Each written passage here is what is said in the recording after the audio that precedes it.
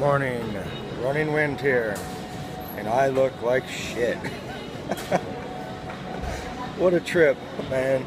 This has been the vacation from heaven and the vacation from hell, all combined. You know, I'm at the airport right now. I'm leaving a few days early. I just missed my wife and my animals so much that I didn't even have fun. I hate to say that.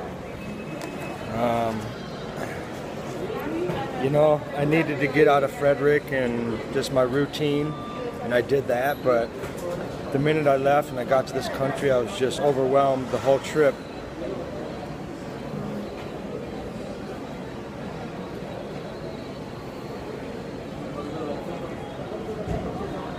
So, I came early. But I want to thank all the beautiful people in this country.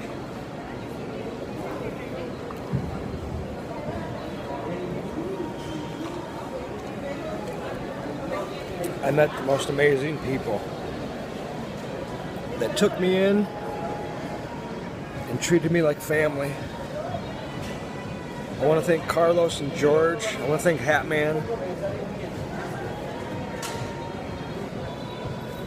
I want to thank all the hostel owners, all my fellow travelers that I met.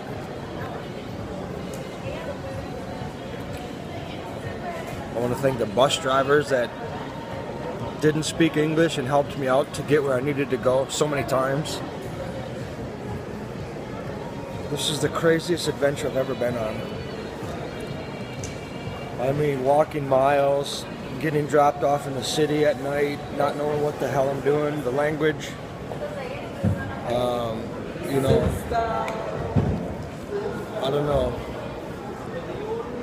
I just want to say thanks. I feel overwhelmed right now. And it's not going to hit me till I get home. I already know that, but I know one thing. I'm never leaving without my wife again. So yeah, here I am. I've got a lot of stuff I'll be posting. This trip's been nothing but mixed emotions. It certainly fulfilled my sense of adventure. This was the biggest adventure I've ever had in my life. It wasn't my longest trip. I've been on road trips for years, living in a van and doing my art from coast to coast and all that, but this was something different. I basically got dropped off in a foreign country. I didn't know the language. You know, I didn't know the food. I didn't know anything about the place. I did some research, but it doesn't even come close to what you really need and the skills you need to survive in this country, being an American. I know I lost about 4 or 5 pounds. I haven't ate really at all. I mean, I've been munching on stuff, but I haven't ate healthy at all. I've skipped probably 15 meals. There's days where I didn't eat the whole day on the bus for 20 hours. Get to the hostel in the middle of nowhere and they're not even serving food till the next day. Just things I was never aware of. So it's been a challenge to keep my diet. I'm used to a protein shake in the morning, fresh vegetables. The first thing I was warned is you can't eat the vegetables here because they rinse them with the water. That's the other concern, is the water in this country. Everything is bottled water. So if you're not prepared to buy 5 bottles of water a day or whatever it is, then you're not drinking. That's the end of this story. So I bought bottles of water the whole time, but there was times on that bus after 20-something hours that I didn't have access to water. The main thing a human needs to survive. So I've been put through the ringer, I'm not going to lie. It fulfilled my sense of adventure, like I said, but in the same sentence, I've just been unhealthy the whole week and stressed. The whole 3 weeks, actually. I mean, don't get me wrong, I've been at the ocean, I've been in the mountains, the most beautiful, picturesque spots in the world, but it means nothing if you can't share your happiness with somebody, especially my wife. I should have known that, but I just needed to get out of Frederick. I'm sandwiched in between 2 houses, and it just drives me crazy. So I don't know, I've been on the road for a long time. It's who I am. My Native American name is Running Wind.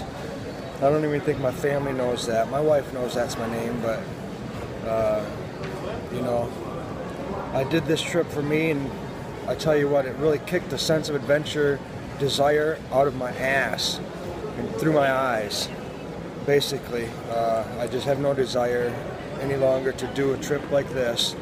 Next time I do come, it will be with my wife. Now, let me reiterate something. This was only because I didn't know the language. I didn't know what to expect. I lost my travel partner after a week.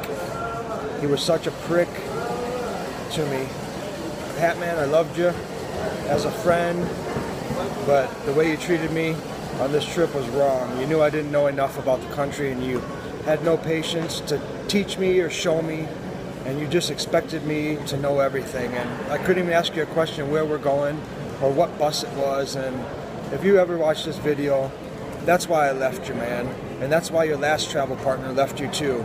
So you can say what you want to whoever you want about whatever you want, but the truth is you have no patience. You're an old man. You're not happy unless you're drunk. I still love you as a friend, brother, but don't you ever do that to me again. Matter of fact, I'm fucking pissed at you and I don't even like you anymore. That's that. So that's what happened, folks. I lost my travel partner and I went solo for 2.5 weeks in this country. And it really kicked me in the ass, to tell you the truth. But anyways, I'm happy I met Carlos and his family. Some of the most amazing people I've ever met. And George and his family, George Lumas, was an amazing. Thank you for letting me get all that footage. I really appreciate it. Once I get back to Michigan, I will do a complete breakdown of all my gear, what's left. I've lost a ton of gear. I've ruined a lot of stuff. I've given away a lot of stuff. I carried a lot of stuff that I never even used. You know, I'm not even bitter. I'm disappointed that it went this way for me. It was beautiful. I saw what I needed to see. I came to do what I wanted to do, but the adventure aspect and the health aspect just didn't go in my favor. As a 46-year-old man, you need to stay healthy. I'm a little guy. I weigh 150. I probably weigh about 140 right now, and that's after 3 weeks. But anyways, I'm not discouraging anybody from coming to Guatemala. This place is amazing. I'm not going to say it's user-friendly, and I'm not going to say every single person in this country treats Americans good, because they don't. And half of the younger kids, they don't even want you here. And whoever watches this and says what comments they want to say on my YouTube channel, this is my experience. I understand I didn't understand the language, and I didn't speak the language, and that offends a lot of the locals. A communication barrier is not good when you're in a foreign country. But besides that, I did my best. I had my Spanish-English dictionary. I had my program on Google that I could type in words and it would break it out for me, but half the time I didn't have internet. So I just felt like a real jackass dummy in this country. So once again, I want to apologize to Guatemala and anybody that met me on this trip for being so illiterate to your language. It wasn't my intentions, but I got a lot of great footage of this place. I interviewed a lot of great people. I just want to thank you all for that.